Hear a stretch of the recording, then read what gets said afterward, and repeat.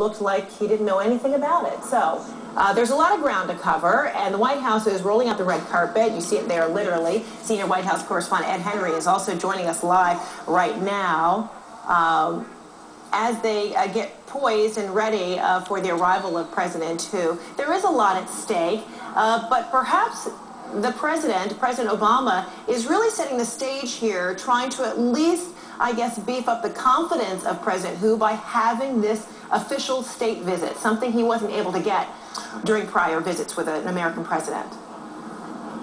That's right. I was here when President Hu visited President Bush, and he did not have the red carpet sort of rolled out in the same way. It's an important distinction. It's clear that this administration is trying to point out, not just to the Chinese, but to the world, that the U.S. relationship with China is among its most important, perhaps its most important of all. And it's not just the economy, as you've been talking about, but security as well. Let's not forget, just in recent weeks, there's been this tensions in the Korean Peninsula. North Korea, such a secretive regime, and China is one of our only real links to North Korea because of the trade and the economic ties China has to North Korea. And so that's important, and that's why President Obama, you mentioned that intimate dinner he had last night with President Hu, he had Secretary of State Clinton as well as his national security advisor there to talk about these security issues. But the economy and trade are huge as well, and you can see President Obama walking out right now. Let's take a listen.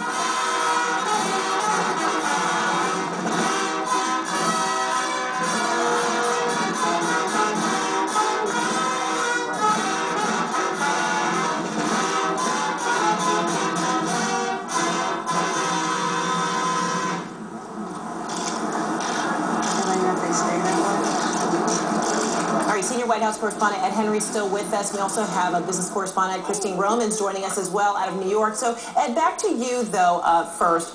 You know, we talk about the importance of the president hosting the Chinese President Hu Jintao. They're going to be talking about a number of things, security, as you mentioned, jobs, the economy, the Chinese currency. Is this a visit that really promises to promote and secure some change, or is this dialogue to try to reset a tone with China for something later? It's a great question. I really think it's the latter. It's setting a tone. That's what senior U.S. officials say, is that this is an important dialogue. We should point out that their dinner last night was the 8th time that since President Obama took office that he's had one-on-one talks with the Chinese president. That is a huge number, obviously, in just 2 years. It gives you an idea of how much care they are taking with this relationship. And what senior U.S. officials say is, look, we're not expecting some major breakthrough. We're not expecting something to be a game changer here. But they say that in private, President Obama is planning to be direct and tough with President Hu. In public, he's of course going to be less direct and trying to highlight where they agree instead of talking about the disagreements on trade, on currency, on human rights as well, which we should note in addition to the other important economic and security issues. And so I think it is really more about a dialogue. We should not expect that when this is done that there's going to be some grand strategic framework that's going to change the relationship for the next decade. But I do think this administration realizes that China is going to be one of our most important allies, potentially, beyond this administration, and that they are building that relationship that's probably going to go well beyond this administration. So President Hu Jintao now arriving, being escorted by the President and Michelle Obama. So Christine Romans now in New York. Give me an idea of perhaps the parameters for the president. While he may be talking about human rights, he can only be but so forceful on the issue of human rights, because might that undermine the efforts when talking about economic issues? And that's what's so interesting, Frederica. There's so many different aspects where the United States and China are both partners and adversaries, that you wonder, you can't push too hard on one part of the equation because you need China to be helping you with North Korea and Iran, or doing more with North Korea and Iran. But at the same time, the United States more and more vocal now about concerns about trade issues, letting U.S. companies have more access to Chinese markets. China has a China First policy for its markets, and in many cases they're trying to build national superior entities for their own industries, and that's something that American CEOs have been a little bit concerned about. Even as they're going to China to do business, they're concerned that the Chinese will always favor Chinese companies first in fact, asking for American companies to give up intellectual property, to do innovation and investing within China, in some ways competing ultimately against the United States with U.S. innovation and technology. All right, Christine and Ed, thanks so much. We're going to listen in a moment here for the introduction of the two presidents.